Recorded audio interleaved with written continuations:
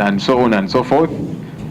So Kafumula mpawo w'omwaka guno waliwo bannayuganda ab'enjawulo abaasalawo okweyambisa emikutu gimugatta bantu okuli ogwa X oba Twitter, Facebook, TikTok n'emirala okwanika obulyake obuli mu ssetteeserezo w'eggwanga nga ku bano kwaliko James Pius Ssentongo ng'ayita mu zi cartoon, munnamawulire Agatha Tuhaire, Lukira Bashaija Kakwenza ng'ayita mu biwandiiko bye yawandiikanga n'abalala. Kaakati ekitongole ki Evidence and Methods Lab nga kitakabanira ddembe ly'abantu okufuna amawulire kifulumizza alipoota ag'engeri kakuyegewa bano bweyambyemu wamu okwanika abali mu buli bw'enguzi. In the report, we curate and analyze messages from citizens during the Uganda Parliament exhibition, shedding light on the critical issues within our parliamentary processes, as we read from the report. Mukakuyege ono wamma gwali muwaatwa gwennyini okumanya nti ne bakkamiisona ba paalamenti bana baliko engeri gye baakumpanyaamu ensimbi eziri eyo mu kawumbi kamu n'obutundutundu 7 ng'oba oliawo ku bujulizi buno omubaka w'e Rwemiyaga Cathedral Ssekikubo wamu n'ababaka abalala kwe baasinziira eddimu lye baliko ery'okwagala okuggya obwesige mu bakkamiisona ba paalamenti nga bakuŋŋaanya emikono. Ku bano kwe kuli eyali akulira oludda olw'obula gavumenti mu paalamenti Mathias Mpuuga Nsamba, Solomon Sirwanyi n'abalala.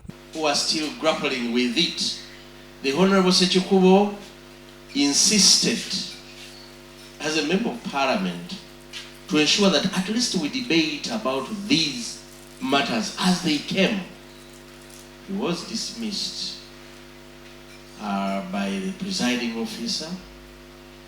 But fortunately, he never gave up. He started mobilizing us one by one to ensure that at least if the leadership of parliament do not see the importance of having such information, we should force it. Bannakyewa bano batutegeezezza nga Kakuyege ono oba kampeyini y'okwanika obulyake eno bwe yatambulira ddala obulungi era nga beesiga ebyazuulwa kyokka nga kibakuba enkyuku enti gavumenti kale eringa etunuulira alipoota yaabwe ng'essalambwa eri ensenke kubanga tennavaayo kubaako kyekola. Because I have really wanted to talk about it. Not that I've held President Museveni in very high regard in a long time in terms of responsibility to us as citizens, but that one was the lowest because he does not realize how he endangers us. We are already in danger because of the mafias, the thugs in his government that have the capacity to use security officials to come after us, and there's every evidence to show that. The God doubt is on the judicial officer. He can decide to say, I just have a doubt.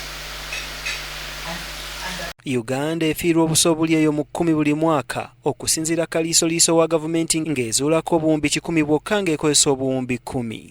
Naye wadde kiri kityo kale waliwo omulanga gw'okukoowoola bannansi bonna obutakoowa kwegatta na ddoboozi lyawamu ku kulwanyisa enguzi n'obulyake mu ggwanga. That we must continue pushing for this, encourage as many people to come on board, but also demand that those that are charged with this mandate not only journey with us, but they must have our backs and as a champion for this cause. Thank you.